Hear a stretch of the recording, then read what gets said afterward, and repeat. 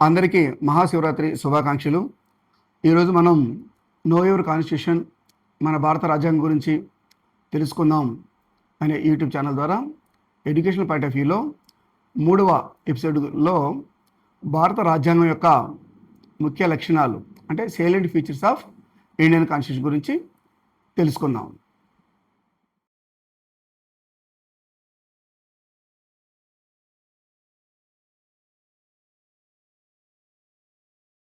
భారత రాజ్యాంగం మనం ఇంతకుముందే చెప్పుకున్నట్టుగా ప్రపంచంలోకెల్లా చాలా విస్తృతమైన వివరణాత్మకమైనటువంటి అధికార పత్రం.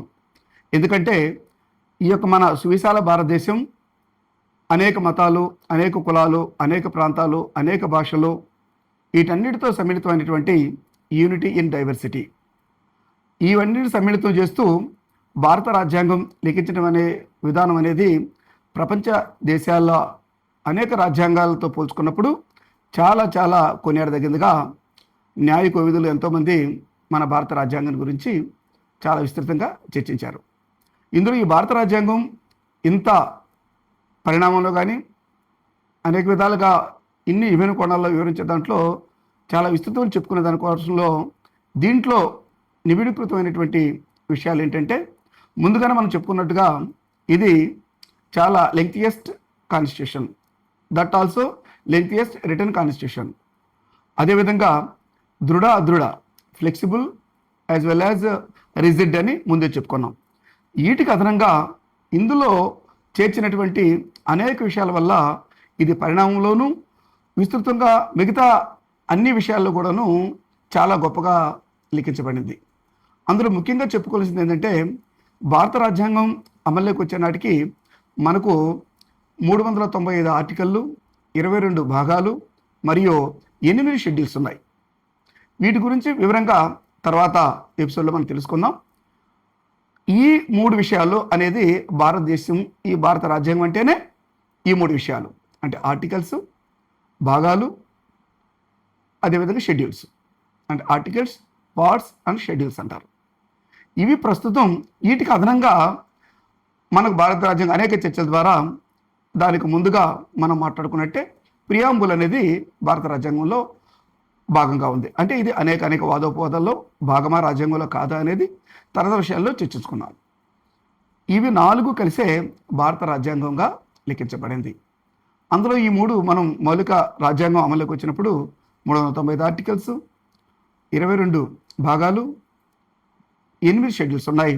ప్రస్తుతం అనేక పరిణామ క్రమంలో అనేక అమెండ్మెంట్స్ జరిగి మన ప్రజల యొక్క అవసరాలకు అనుగుణంగా భారత రాజ్యాంగ రచయిత అయినటువంటి బాబాసాహెబ్ అంబేద్కర్ ఆధారంలో లిఖించబడిన ఈ భారత రాజ్యాంగం ఆమోదం పొందిన రోజునే ఇది ప్రజల అవసరాలకు అనుగుణంగా రాబోయే రోజుల్లో ప్రజల అవసరాలు, పరిస్థితులకు అనుగుణంగా దీన్ని మార్పు చేయవచ్చు అనే విధంగా అప్పుడే తెలియపరిచి ఉన్నారు. కాబట్టి తదనుగుణంగా మనం ఇప్పుడు 77 సంవత్సరాలుగా మన ఈ భారత రాజ్యాంగం పూర్తిగా అమలు జరుపుకునే విధానాన్ని మనం చూస్తున్నాం. కాబట్టి అందులో ప్రస్తుతం మన భారత రాజ్యాంగంలో దగ్గర 470 ఆర్టికల్స్, 25 పార్ట్లు, 12 షెడ్యూల్గా ఉన్నది. అంటే ఈ 77 సంవత్సరాల్లో 1951లో మొదట రాజ్యాంగ సవరణ జరిగినప్పటి నుంచి ఇప్పుడు ఇటీవల 106వ రాజ్యాంగ సవరణ వరకు అనేక మార్పులకు లోనైంది. అందులో ప్రధానంగా ఒక 7వ పార్ట్ అనేది 1951లో తొలగించబడింది. అదేవిధంగా 20 ఆర్టికల్స్ కూడా తొలగించబడింది. మరి క్రొత్తగా దగ్గర 4 పార్ట్లను చేర్చడం అయింది. 95 ఆర్టికల్స్ క్రొత్తవి మన రాజ్యాంగానికి చేర్చడం జరిగింది. ఇందులో మన మౌలిక స్వభావం ప్రకారం 395 ఆర్టికల్స్ అనేటువంటి ఈ నంబర్ మారదు, కానీ వాటి యొక్క నంబరింగ్ అనేది వేరుగా ఉంటుంది. అంటే దగ్గర అంటే 300 ఏది ఎత్తుకున్నా కూడాను 395 ఉంటుంది, కానీ నంబరింగ్ అనేది దగ్గర 470 వరకు వెళ్ళిపోతుంది. అదేవిధంగా పార్ట్స్ కూడాను 22 నంబరింగ్లు ఉంటాయి, కానీ దాన్ని టోటల్ తీసుకున్నప్పుడు అంటే ఉదాహరణకి 4వ భాగం అనుకోండి, 4వ భాగం అనేది మనకు ఆదేశిక సూత్రాలుగా ఉంటుంది. దానికి అదనంగా 1976లో వచ్చినటువంటి రాజ్యాంగ సవరణ 42 రాజ్యాంగ సవరణలో నాలుగో భాగం విభజించి 4Aగా చేర్చడం అయిందనమాట. అంటే 4 ఎలా ఉంటుంది, 4 తర్వాత 4Aలో ప్రాథమిక విధులుగా ఫండమెంటల్ డ్యూటీస్గా చేర్చడం అయింది. ఇలా అనేక మార్పులతో భారత రాజ్యాంగం పరిణామ క్రమంలో చాలా చాలా చాలా పెద్దదిగా లిఖించబడింది. ఆ విధంగా అనేక మార్పులు కొన్నటువంటి ఈ ఇంత పరిణామం కలిగినటువంటి భారత రాజ్యాంగం ఎందుకు ఇలా మిగతా దేశాలతో కొనియాడబడుతుందంటే ఇది సువిశాల భారతదేశం. అదేవిధంగా చారిత్రక నేపథ్యాలు ఉన్నాయి. అంటే 1935 భారత ప్రభుత్వ చట్టం ప్రకారం ఇందులోనే దగ్గర 250 విషయాలని మనము ఇప్పుడు అమలు జరుపుకున్నటువంటి భారత రాజ్యాంగంలో చేర్చడం జరిగింది. అదేవిధంగా మనది మనకు కేంద్ర రాష్ట్ర ప్రభుత్వాలకి మనకు ఒకే ఒక రాజ్యాంగం ఉంటుంది. అదేవిధంగా ఈ రాజ్యాంగ పరిషత్ సభ్యుల్లో అనేక మంది న్యాయ కోవిదులుగా ఉన్నందువల్ల ఇది పరిణామ క్రమంలో చాలా చాలా దాని సైజులో కూడాను పెద్దదైంది అనమాట. అంటే అందుకనే లెంగ్తియెస్ట్ రిటర్న్ కాన్స్టిట్యూషన్గా లిఖించబడింది. ఇది మొట్టమొదటి విశిష్ట లక్షణం. అదేవిధంగా ఇందులో అసలు మెయిన్ కాన్స్టిట్యూయెంట్స్ అనేది ఈ భారత రాజ్యాంగంలో ఏక పౌరసత్వం కలిగి ఉంటుంది. కేంద్ర రాష్ట్ర ప్రభుత్వాలకి ఏక పౌరసత్వం కలిగి ఉంటుంది. అదేవిధంగా మనం ఎప్పుడూ చర్చించుకునేటువంటి ప్రాథమిక హక్కులు, ఫండమెంటల్ రైట్స్, అదేవిధంగా directive principles of state policies అంటే రాజ్య ఆదేశిక సూత్రాలు, అదేవిధంగా ప్రాథమిక విధులు. మనకు సాధారణ పరిస్థితుల్లో మనదంతా కూడాను ఫెడరల్ సిస్టమ్, అదే కానీ ఎక్స్ట్రాడినరీ పరిస్థితుల్లో యూనిటరీ సిస్టమ్ అంటే మనదంతా కూడాను ఈ రెండు మనకు ఎక్కడ ఫెడరల్ అనే పదం అనేది మన భారత రాజ్యంలో కనిపించదు. కానీ ఫెడరల్ ఫీచర్స్తో మనది ఏకకేంద్ర రాజ్యంగా ఉంటుందన్నమాట. ఎక్కడైనా కూడాను అట్ నార్మల్ కండిషన్స్లో వీఆర్ ఆల్ ఫెడరల్ అని, అదేవిధంగా ఎక్స్ట్రాడినరీ కండిషన్స్లో మనదంతా యూనిటరీ అని బాబాసాహెబ్ అంబేద్కర్ ఆనాడే చెప్పి ఉన్నాడు. కాబట్టి ఇట్లా మనకు ఈ రెండు వ్యవస్థలు రాష్ట్రాల్లో కానీ కేంద్ర ప్రభుత్వంలో కానీ అంటే ఎప్పుడు కూడా కేంద్ర ప్రభుత్వం సుప్రీం అనేటట్టుగా ఇది తెలియపరుస్తుంది. అదేవిధంగా మనకు స్వతంత్ర అంటే సమగ్రమైన independent judiciary, integrated independent judiciary ఉంటుంది. అంటే సుప్రీంకోర్టు, హైకోర్టు విధానాల్లో చాలా నిష్పక్షపాతం కలిగినటువంటి జ్యుడిషియరీ సిస్టమ్ స్థాపించబడింది. అదేవిధంగా స్వతంత్ర ప్రతిపత్తి కలిగినటువంటి వ్యవస్థలు, ఉదాహరణకి మనకు మరి ముఖ్యంగా తెలుపుకునేటువంటిది ఏంటంటే CAG, control and auditor general. అంటే మనకు ఈ ఆర్థిక వ్యవస్థలో మన యొక్క సంపదకి రక్షణగా ఉంటుంది. అదేవిధంగా స్వతంత్ర న్యాయ వ్యవస్థ, కేంద్ర ఆధ్వర్యంలో మనకు స్వతంత్ర ఎన్నికల కమిషన్ ఉంటుంది. దాని ద్వారా రాష్ట్రపతి ఎన్నికలు, ఉపరాష్ట్రపతి ఎన్నికలు మరియు పార్లమెంటు, లోక్సభ, రాజ్యసభ ఎన్నికలు, రాష్ట్ర శాసనసభ ఎన్నికలు అన్నీ కూడాను ఆ కేంద్ర స్వతంత్ర ప్రతిపత్తి కలిగినటువంటి ఎన్నికల వ్యవస్థలోనే జరుగుతాయి. అదేవిధంగా ఈ దేశానికి రాజకీయ వ్యవస్థలోని భాగంగానే రాజకీయ అనుగుణంగా ప్యారలల్గా నడిచే బ్యూరోక్రసీ వ్యవస్థ ఉంటుంది. అంటే ఇందులో ప్రధానమైనటువంటిది యూనియన్ పబ్లిక్ సర్వీస్ కమిషన్, అది అనేక రాష్ట్రాల్లో ఉన్నటువంటి వివిధ రాష్ట్ర పబ్లిక్ సర్వీస్ కమిషన్స్, ఇవన్నీ కూడాను రాజ్యాంగ ప్రతిపత్తి కలిగినటువంటి సంస్థలు. అదేవిధంగా మనకు ఈ ఎన్నికల వ్యవస్థ, ఈ సర్వీసెస్ అంటే సేవలకు అనుగుణంగా బ్యూరోక్రసీ, కంట్రోల్, మన యొక్క సంపదని, ఆర్థిక వ్యవస్థని కంట్రోల్ చేసేటటువంటి కంట్రోల్ ఆడిటర్ జనరల్, అదేవిధంగా ఆర్థిక సంఘం, కేంద్ర రాష్ట్రాల మధ్య ఆర్థిక సంబంధాలను ఏర్పాటు చేసేటువంటి ఆర్థిక సంఘం, ఇవన్నీ కూడాను భారత రాజ్యాంగ ప్రతిపత్తి కలిగినటువంటి సంస్థలు. అదేవిధంగా బలహీన వర్గాల యొక్క రక్షణ అంటే ఎస్సీ, ఎస్టీ, బీసీలు, మైనారిటీలు, మహిళలు, ఇటీవల ఈడబ్ల్యూఎస్, ఇవన్నీ కూడా రాజ్యాంగంలో అనేక సవరణల ద్వారా మౌలిక రాజ్యాంగంలోను మరియు పరిస్థితులకు అనుగుణంగా రాజ్యాంగంలో చేర్చినటువంటి రక్షణలు.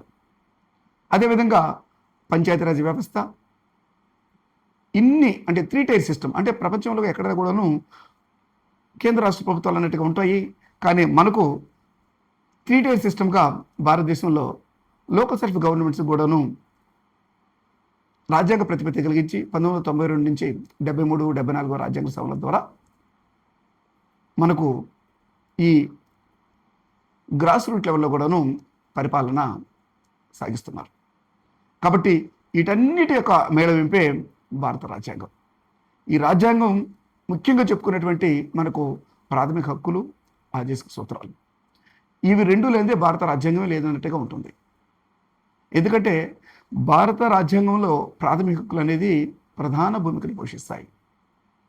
ఇవి మౌలిక రాజ్యాంగం ఉన్నప్పుడు 7గా ఉంటే ప్రస్తుతం 6 ఈ ప్రాథమిక హక్కుల్లో ఉన్నాయి. అందులో అందరికీ తెలిసినట్టుగానే సమానత్వ హక్కు, స్వేచ్ఛా హక్కు, పీడనాన్ని నిరోధించే హక్కు, మత స్వాతంత్ర హక్కు, అదేవిధంగా సాంస్కృతిక విద్యా విషయ హక్కు మరియు రాజ్యాంగ పరిరక్షణ హక్కు. ఇవన్నీ కూడాను మన ఈ ప్రాథమిక హక్కులు అనేది ప్రతి పౌరుని యొక్క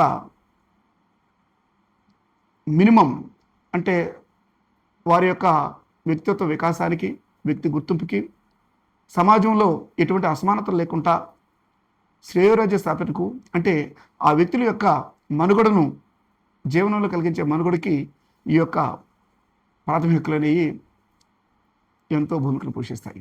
ఎందుకంటే ఈ ప్రాథమిక హక్కులు అనేవి రాజకీయ ప్రజాస్వామ్యాన్ని ప్రసాదిస్తాయి.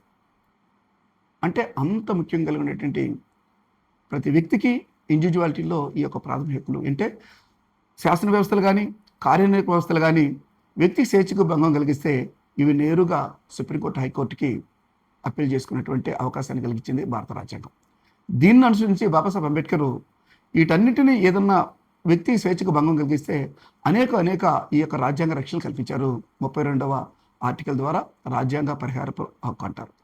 అంటే కాన్స్టిట్యూషనల్ రెమెడీస్ అనే కోణంలో వీటిలో అనేక విధంగా హెబియస్ కార్పస్ అని, అనేక రిట్లు, హెబియస్ కార్పస్ అని, మాండమస్ అని, షెషీర్ అని, ప్రొహిబిషన్ అని, అనేక విధాలుగా కోవారెంటు అని, అనేక రకాలుగా వ్యక్తి యొక్క స్వేచ్ఛకు భంగం కలగకుండా రక్షణలు ఇవ్వబడ్డాయి. కాబట్టి అందువలన వీటిని ప్రజాస్వామ్యం, రాజకీయ ప్రజాస్వామ్యంలో అది ప్రతి వ్యక్తికి ప్రసాదించినటువంటి హక్కుగా కొనియాడబడ్డాడు బాబాసాహెబ్ అంబేద్కర్. అందువల్లనే ఈ రైట్స్ టు కాన్స్టిట్యూషనల్ రెమెడీస్ అనేది భారత రాజ్యాంగానికి ప్రాథమిక హక్కుల్లో భాగంగా heart and soul of the Indian constitution అన్నాడు. అని ఎంత విలువ కలిగినటువంటి ఆ ప్రాథమిక హక్కులు. అదేవిధంగా ఆదేశిక సూత్రాల్లో ఇంకొక ప్యారలల్గా ఈ రాజ్య ఆదేశ సూత్రం, directive principles of state policies అంటారు. ఇవన్నీ ఏంటంటే ఈ యొక్క నూతన లక్షణం కలిగినటువంటి ఈ రాజ్యాంగాన్ని కానీ కొనియాడబడ్డాడు బాబాసాహెబ్ అంబేద్కర్. ఎందుకంటే ఇవి ఒక 3 రకాలుగా ఉంటాయి. సామ్యవాద సిద్ధాంతాలు, గాంధేయవాదం, ఉదారవాదం, అందులో మేధో సంపత్తి కలిగినటువంటి 3 విధాలుగా ఈ ఆదేశ సూత్రాలని వివరించడం జరిగింది. ఇవి ఎలాంటివి అంటే ఇవి సామాజిక ఆర్థిక ప్రజాస్వామ్యాన్ని కలగజేస్తాయి. ఎందుకంటే ఈ 2 పక్క ప్యారలల్గా, అంటే భారత రాజ్యాంగానికి ఇవి 2 ఎంతో పట్టుకొమ్మలు లాంటివి. ఇది ఎక్కువ తక్కువ అనేది రకరకాల కేసుల్లో నిర్ణయించబడి 2 సమ్మిళితంగానే భారత రాజ్యాంగం నిలుస్తుందని తేల్చడమైంది.